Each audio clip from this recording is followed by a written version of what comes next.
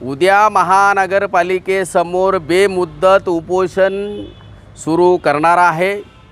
विषय असे आहे की शहरामध्ये कसल्याही प्रकारची रिक्षा थांबा असेल, काळी पिवळी थांबा असेल दिलेले नाही।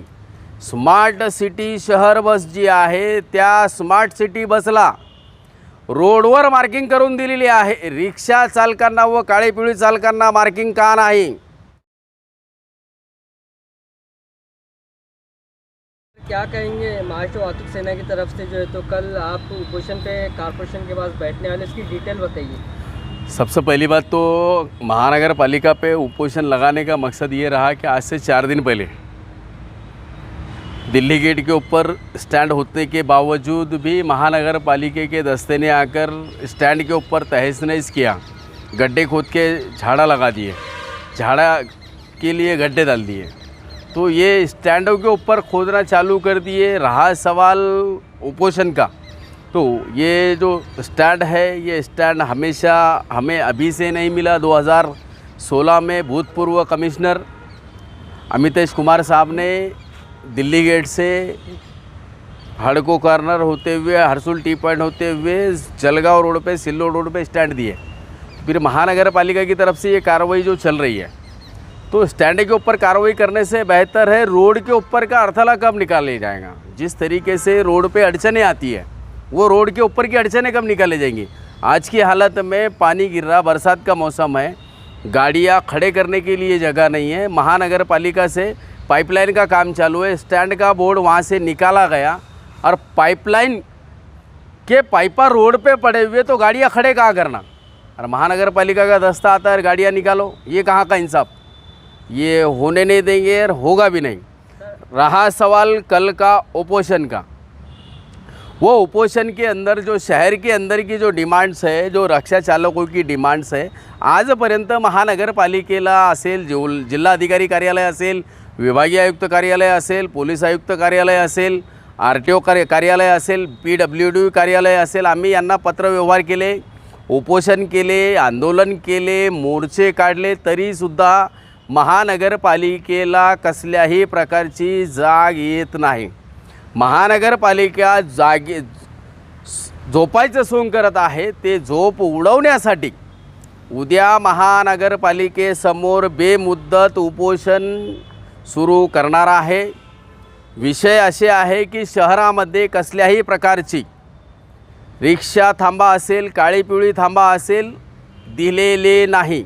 स्मार्ट सिटी शहर बस जी आहे त्या स्मार्ट सिटी बसला रोडवर मार्किंग करून दिलेली आहे। रिक्षा चालकांना व काळी पिवळी चालकांना मार्किंग का नाही?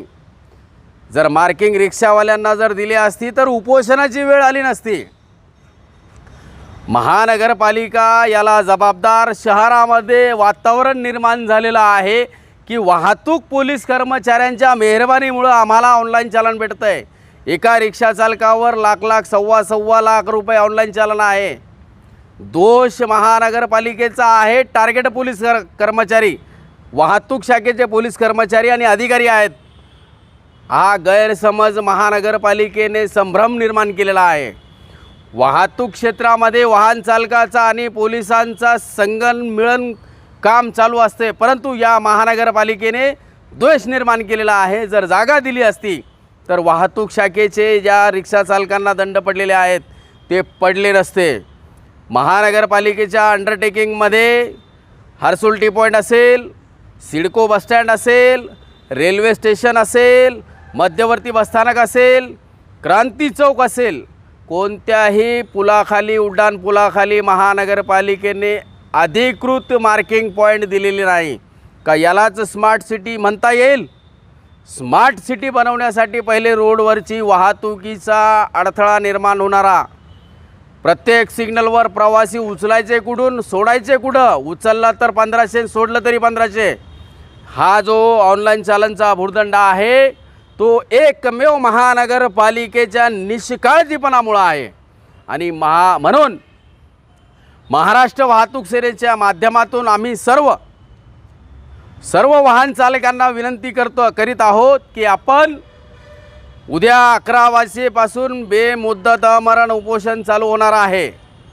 जोपर्यंत महानगरपालिकेला जागा येणार नाही, झोपेचं सोंग करत आहे, जाग येणार नाही आणि जोपर्यंत आम्हाला जागा दिली जाणार नाही तोपर्यंत कोणत्याही परिस्थितीमध्ये उपोषण मागे घेतले जाणार नाही.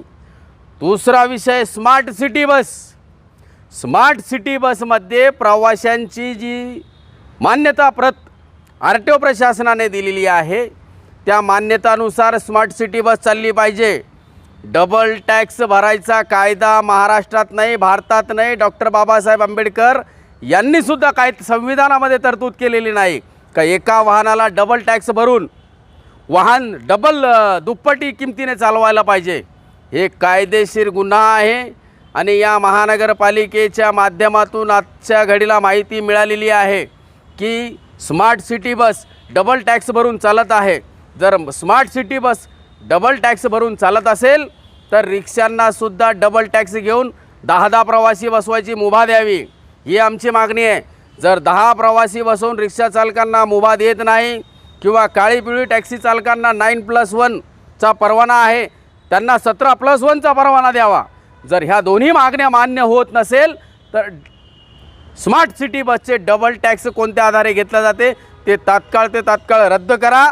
ग्रामीण भागामधल्या फेऱ्या, ग्रामीण भागामध्ये ज्या फेऱ्या चालू आहे 41 नंबर, 42 नंबर, 27 नंबर, फुलंब्री ते बिडकीन, वेरूळ ते सिडको बसस्टँड, वेरूळ ते रसूलपुरा घाट, काटशिवरी फाटा मार्गे Harsul T point, CIDCO bus stand, या बसेस बंद झाल्या पाहिजे. काळा बाजार महानगरपालिकेचा बंद होणार नाही तोपर्यंत उपोषण मागे घेतले जाणार नाही.